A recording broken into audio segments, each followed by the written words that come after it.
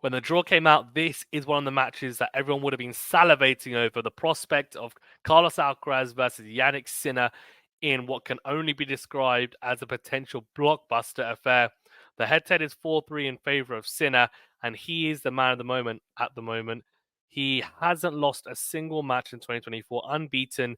He's looked rampant this week, but Carlos Alcaraz is the defending champion in Indian Wells, and he's also looking very, very good this week and just avenged his loss to Alexander Zverev at the Australian Open in his most recent match at Indian Wells. We're going to break it down and, as always, go through their route to the semifinals, then talk about it strategically and tactically, how it might play out, and, of course, mentioning their head-to-head. And then ultimately, I'll give you guys my prediction. So let's talk about their routes to the semi-finals and how they've been looking. Both players, by the way, have been playing extremely well. I am going to mention the Tennis Insights scores for both players throughout the tournament so far, just before the quarterfinal stage anyway. So for Sinner, he beat Kokkinakis and Struff. Struff was playing some really good tennis. Shelton has won straight sets, and Lehechka, who has been arguably the most surprising maybe package of Indian Wells on the men's side, in the sense that he just was playing some incredible tennis, beat some top players as well en route, beating Rublev. That was a really good win, of course. Beat Tsitsipas, beat Nakashima before that. I mean, those are good wins, right? So, especially the Tsitsipas and Rublev ones, and one in straight sets as well. He threw everything at Sinner, it just didn't stick. Sinner playing too well. For Alcaraz, he beat Al Naudi. Then the three players that he played next in Felix Auger-Aliassime, Marijan, and Zverev, he all has losing head-to-heads with. Beat Felix in straight sets, beat Marijan in straight sets, and then beat Zverev in straight sets. I mean, that's impressive, and that will give him a lot of confidence, I think, going into this Sinner match, in honesty, because he has a losing head-to-head, of course, against Jannik Sinner. So the Spaniards look good. He's looked very good. He clearly enjoys the Indian Wells conditions. He's a reigning champion. And I think the high altitude, how the ball flies through the air, and also the courts generally are very slow. So it flies through the air, but then once the ball makes contact with the court, it slows down. They're bouncy, slow bounces. And he generates a lot of topspin and a lot of pace through the air with a lot of incredible racket speed, that I think these conditions just tend to suit him really, really well. And I think the same is probably true for Madrid, where he's won twice as well, in all honesty. And it's a clay court, so it's a bit different. But again, high altitude, slow, bouncy courts. I think there is some similarities to be drawn between the two. But look, I mean, he clearly is at home at Indian Wells, and this is a good opportunity for him to test Jannik Sinner, who, I mean, this week hasn't looked to be tested whatsoever, hasn't dropped a single set. In terms of the head-to-head, it's 4-3 in favor of Jannik Sinner. He's won the last two matches they played in Beijing, which is outdoor hard, and also in Miami. Both those matches had tie breaks. The one in Beijing was pretty straightforward, though. 7-6, 6-1 to Sinner, so good win. One in Miami, not so much. 6-7, 6-4, 6-2 to Sinner. And then one thing to note, though, is that, yes, the last two matches Sinner played against Alcaraz, Sinner's won. But in Indian Wells last year, Sinner lost to Alcaraz 7-6, 6-3.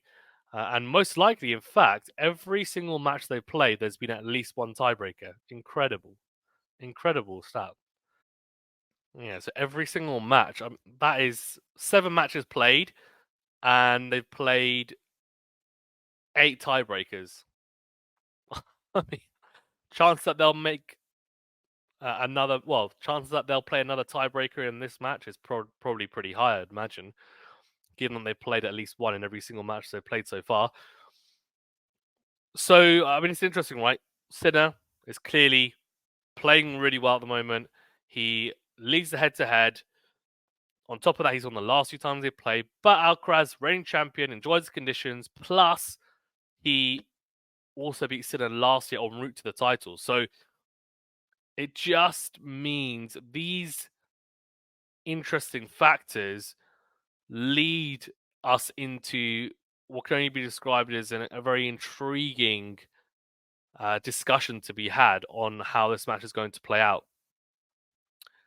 Before I do get into specifically strategically and tactically how it might play out and what we might see, they're both playing, by the way, and fighting for the number 2 ranking spot, because at the moment Alcaraz is number 2 ranked, but Sinner is number 3, and whoever wins will be number 2 ranked after Indian Wells. So something interesting to play for us. Obviously not number 1, but you know what? You can't have it all, can you?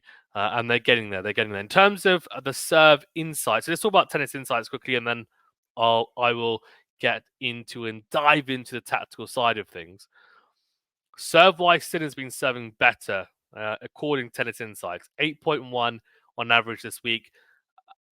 Alcaraz at a 7.8, so a little bit below him. On return, Alcaraz has been returning better, though. He's at 7.5, Sinner at 7.3. So, okay, serve and return, balances out a little bit.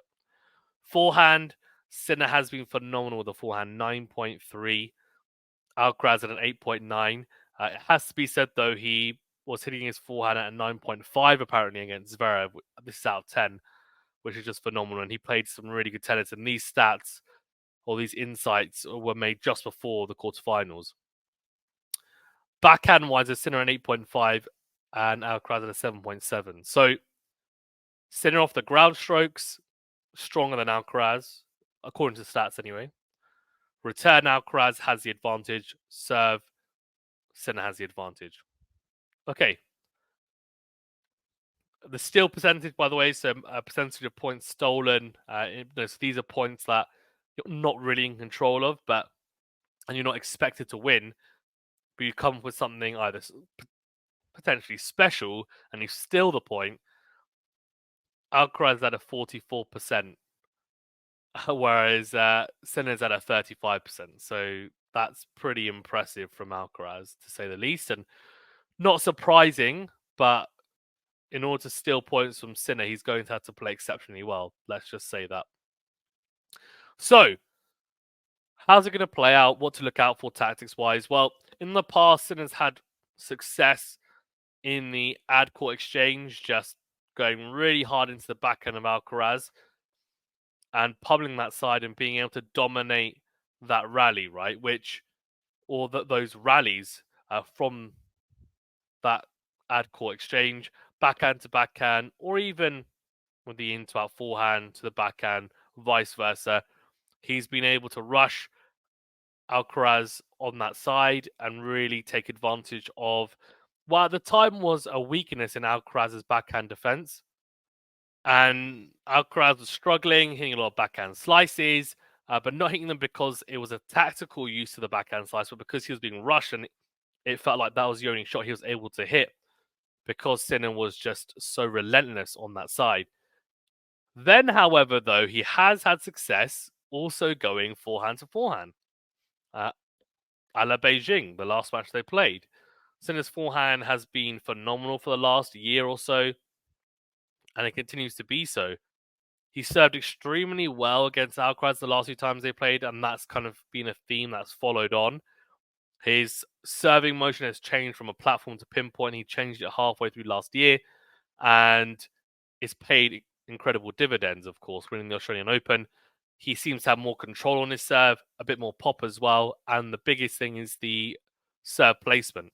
He's just been able to hit his spots better on serve. Alcaraz, I think there's definitely some room for improvement still on serve, but in these conditions with his heavy topspin serve at times, it is a lot more effective, I think, at Indian Wells. So we've seen that he's been serving quite well in the desert. So some positive signs there. On return, I think both players have incredible ability to make a lot of balls and also hit aggressive returns that rush and really pressure the server. So we will see, I'm sure, a lot of breakpoint opportunities in this match. The one thing I will say is, though, for Sinner, which is going to be really important, is given that the courts are slow, but of course we know that the altitude means the ball's going to fly a bit more, Depth is going to be key in this match.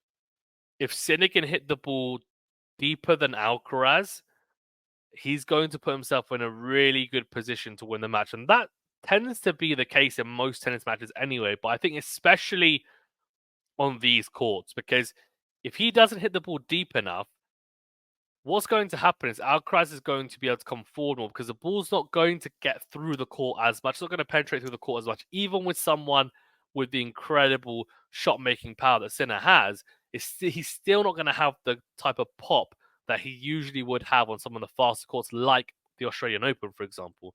So he's going to have to hit a bit deeper.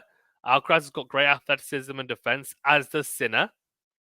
So both these guys are going to have to make sure that they're patient, they're hitting the ball deep through the court. And also, one thing that is going to be more in favor for Alcaraz is that he hits a higher topspin ball. He can hit his forehand in different ways. He can flatten it, he can hit it with more topspin. He can, somewhere in between, hit it as well, hit more loopy, lobby type forehand as well when defending. Sinner does have some variations, I think, on both sides, but in fairness, I think we have to say that not as much as Alcaraz. On the backhand and forehand, anyway. He hits a flatter ball generally, and he tends to have a lot more success on the quicker courts. Like, if they were to play indoors, right? Sinner loves an indoor hard court. Alcaraz, I mean, at the moment, he looks like a little bit lost on indoor hardcore, right? And that's because of the style of both players right now off the ground. So that's going to be really, really key, I think, for me, is a depth. Who's going to hit the ball deeper? Both players, you would imagine, given how they've been playing this week, are going to be hitting the ball extremely well, extremely cleanly. Tactics-wise, you know, the drop shot doesn't tend to be super effective against Sinner because he's so good coming up to the net. Similarly, against Alcaraz as well, we saw Marijan try it after having a lot of success in Rome last year. Tried to play it against Alcaraz, I think once or twice in their rematch. It just didn't work. Alcaraz looks like he's fully fit, doesn't seem to have any issues with the ankle. This is a real test of how well Alcaraz is able to play. And the reason I say that is because Sinner at the moment is the man to beat. And from what I know, he's going to come out. If he's going to play anything like he's played this year, his base level of 2024 is pretty damn high. And what that means is Alcaraz is going to have to make sure that his level is raised throughout pretty much most of this match.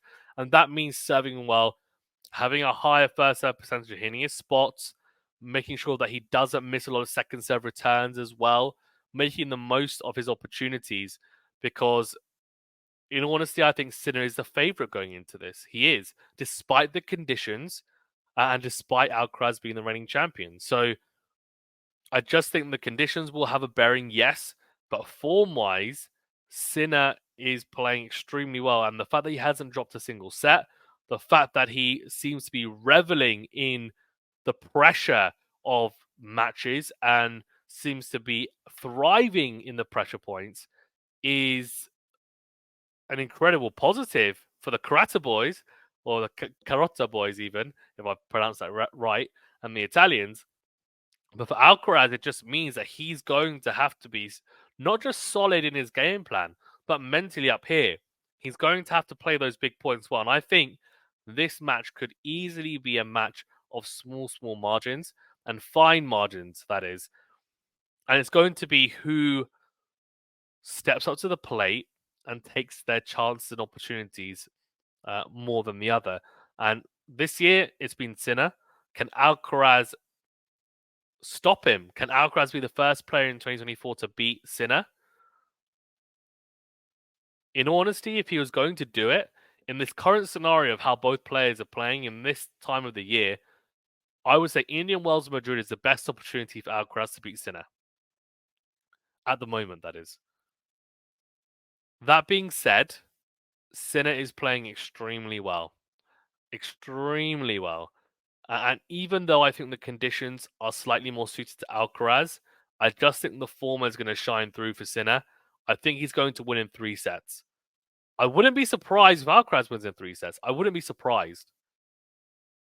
But I just think at the moment Sinner, he's in a purple patch. He's in a purple patch. He's playing special tennis, and it just looks like he raises his level whenever he needs to, and he's almost like a machine right now. And it's scary to watch because if you're the rest of the tour, you're watching this thinking, how are we going to beat this guy? Because he seems to have added a lot to his game. A little touch as well, drop shot. He's added that into his game, which has been great. Great variation. Pummeling players from the baseline, then being able to add the drop shot in. He's coming to the net more as well. Before you'd say Alcaraz was the more complete of the two, but currently, I actually think it's hard to argue that case. I would say they're either equally as complete, or you could say that actually Sinner might be a little bit more complete in terms of overall game style. And Alcaraz has a lot of ways to play, but there are some still, especially on the serve, a glaring weakness. I don't see a glaring weakness for Sinner at the moment. That is, that could change, but that's how I see it. So I'm going for Sinner in 3 sets. Let me know in the comment section below who you're picking and why. Thank you very much, guys, for tuning in as always. We have hit 9K subscribers. Please, please, please do subscribe if you are new.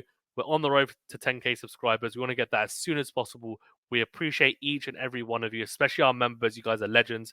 Make sure you tune in for our live watch along for Sinner versus Alcaraz. We'll be doing Swiatek versus Kostyuk as well later today, and hopefully all the semi-finals and finals for the rest of Indian Wells. See you guys very, very soon.